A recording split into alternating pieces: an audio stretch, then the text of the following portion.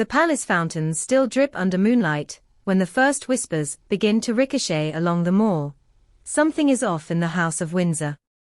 You can sense it in the way footmen swap tighter smiles during shift change, in the hurried rustle of briefing papers carried beneath pitch-black umbrellas, and in the hush that lingers just a second too long at every corridor corner. Nobody will say it aloud, that would invite rubbernecking reporters, but behind the gilded doors a tug-of-war is underway. On one end, William and Catherine, the golden couple with approval ratings politicians would mortgage kingdoms for. On the other, a court machine that now fears its dazzling pair might be easing the brakes rather than revving the engine. Which side wins decides what the crown looks like long after Charles's reign settles into legend. Yet the story you're about to hear is bigger than office politics. It's about time, legacy, and whether the next king and queen can reinvent duty before public patience runs out. Our opening scene plays out on a frost-white February dawn, 6:03 a.m. The palace press office, normally a cavern of humming printers, flickers awake beneath fluorescent lights as aides search for the Prince of Wales's whereabouts. He is neither at Adelaide Cottage sipping early tea nor seated beside his father for the routine 7 o'clock briefing. A call confirms his wheels down in Munich, watching England's quarter-final in VIP seating that leaves charity patrons clutching blank diaries back home. It's just one match, a spokesperson shrugs. A week later, William is in South Africa filming Earthshot promos beside giraffes at sunset. Internally, the WhatsApp group titled Senior Engagements Liv doesn't know whether to add the appearances or file them under private passion projects. They settle on hybrid, a diplomatic tag that pleases no one. And that's when things start to change. By early March, Charles's private secretary convenes what insiders dub the lilac meeting, named for the color of folders signaling confidential concerns. Number crunchers unfurl a chart. William and Catherine's combined public events have dipped 27% since the late Queen's funeral. Part of that plunge is Kate's cancer fight, yes, but the downward curve begins months earlier. One aide, voice shaking between loyalty and candor, calls the drop unsustainable optics. Another quietly references the Queen's mantra, "I have to be seen to be believed." If the Waleses aren't seen, what does the public start believing? Complicating everything, Catherine's health timeline remains a palace secret. Chemotherapy cycles swirl in speculation. Only 3 people know the next scan date, and 2 of them share a marriage license. Meanwhile, tabloids slap part-time princess on op-eds whenever she cancels an appearance outside London. For months the palace shrugged it off, family first, critics second. But during the lilac meeting the phrase appears on an internal memo, underlined twice in red. High-ranking officials rarely print tabloid insults. Doing so signals the term has outgrown gossip and mutated into a reputational threat. But what came next surprised everyone watching those numbers. Instead of flooding the diary with pop-up walkabouts to bury the narrative, William and Catherine dig in. She schedules only 2 patronage visits for spring, an early years symposium and a private hospital tour, then insists on school-run visibility every other day. William declines 3 garden party invitations, citing alignment with strategic priorities, yet spends a weekend blueprinting a global ocean finance pact with Monaco bankers. Courtiers stare at the calendar like meteorologists peering into an unseasonal fog. The usual patterns no longer apply. Here's where the story takes an unexpected turn. Around the same time aides are fretting, William receives a discreet request from Rome.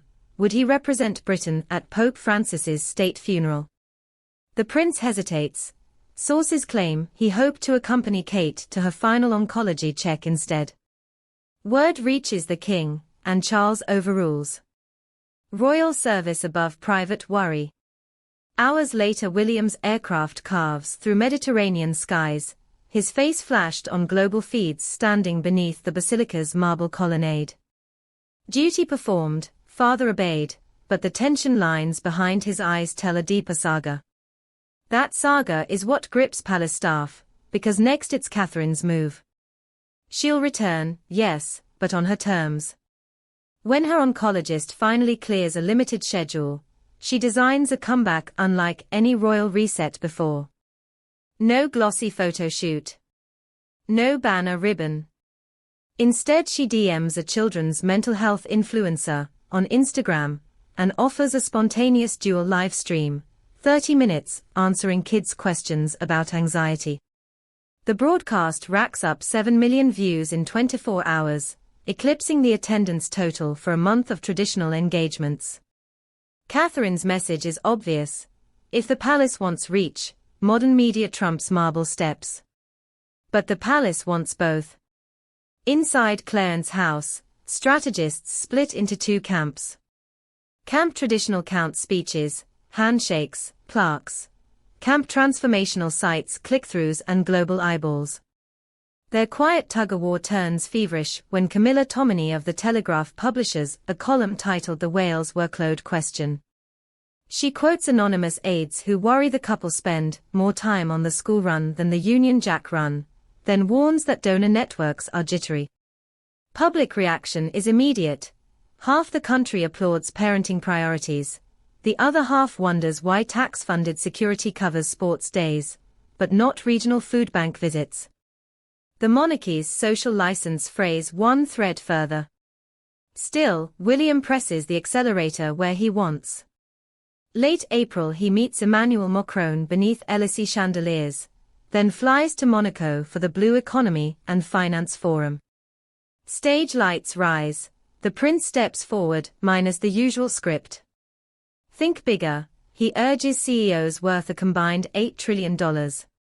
Plastic is your problem. So is overfishing. Invest or explain to your grandchildren. Observers call the speech electric, but eagle-eyed reporters note he thanks my father for early ocean stewardship, a subtle nod that duty still flows from the sovereign. Was that deference designed to calm the lilac factions? Or simply a son's respect? Courtiers debate late into the night. Meanwhile, the Harry equation lingers like a storm cloud refusing to drift. Privately, William's fury has cooled. Friends say he can now mention his brother without jaw tension. Publicly, the door stays bolted. Repairing the bond, aides mutter, ranks, somewhere beneath rewriting duty protocols and above choosing Charlotte's senior school. Translation, important, but not urgent enough to spark outreach. And that means speculation festers. When Invictus Games Birmingham 2027 announces official dates, columnists sniff a thaw. Palace insiders shrug. There's no plan for a royal reunion. One senior figure uses a cricket metaphor. Fielders remain in their positions. The ball isn't coming this over. Yet the monarchy's match clock might force new tactics. Charles's oncologists recently recommended shorter public spells and longer recovery windows. If the king pares down to 2 days a week by winter, the Waleses must shoulder the slack, or risk headlines about a shrinking firm. One proposal suggests William embark on cluster engagements, intense 48-hour bursts across multiple counties, each hour packed with visits live-streamed to millions.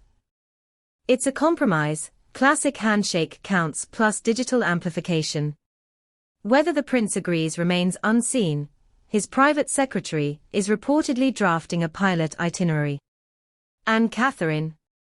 Insiders say she's developing a digital micro-series, 5-minute videos shot on a single handheld camera, released without fanfare. The first episode, working title Roots and Resilience, will feature George helping her plant a sapling in Sandringham soil while she explains child mental health statistics. No press pool, no palace press release, just raw footage and a YouTube thumbnail.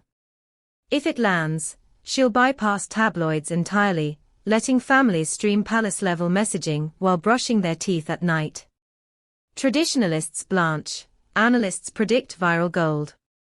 Here lies the cliffhanger you, dear viewer, can't ignore. If William intensifies global advocacy while Catherine pioneers DIY royal media, the institution must evolve or splinter.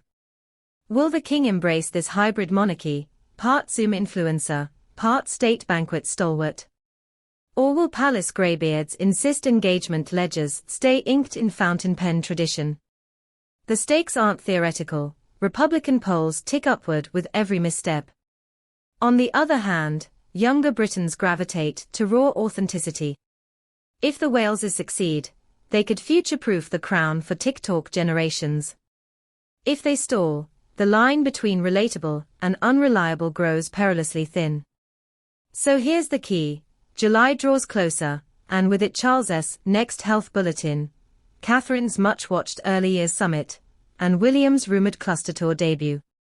3 pivot points that could reset public opinion, or set alarm bells clanging inside Downing Street. Will the Waleses spike their numbers to silence the part-time jibe? Or double down on curated impact over raw quantity? Keep your notifications on. While you ponder, tell us below, do you crave the steady comfort of weekly unveilings and royal walkabouts? Or does Catherine's live stream roadmap feel like the monarchy's best shot at staying relevant? Should William spend fewer nights in football stadiums and more reopening local hospitals? Or is his climate pulpit exactly where a 21st century prince belongs? Scroll to comments, we read every insight. And if this grand tug-of-war between tradition, transformation, and ticking public patience held your attention even half as tightly as it grips those palace corridors, hit like. It pushes our signal through algorithmic gates, so other royal sleuths can join the watch. Subscribe, ring the bell, keep one eye on Birmingham 2027 scheduling shifts and another on the next palace court circular. In the House of Windsor, silence can erupt into spectacle with a single diary drop. And when it does, we'll be here translating whispers into headlines, so you're never a step behind. Stay tuned, stay curious, and remember, sometimes the future of a 1,000-year crown hinges not on grand speeches or glittering banquets, but on a couple's choice of school run, or a prince's decision to chase ocean pledges instead of photo calls. The next twist might arrive by sunrise. Will William and Catherine slam the accelerator, or coast in their bespoke carriage a little too long? Watch this space.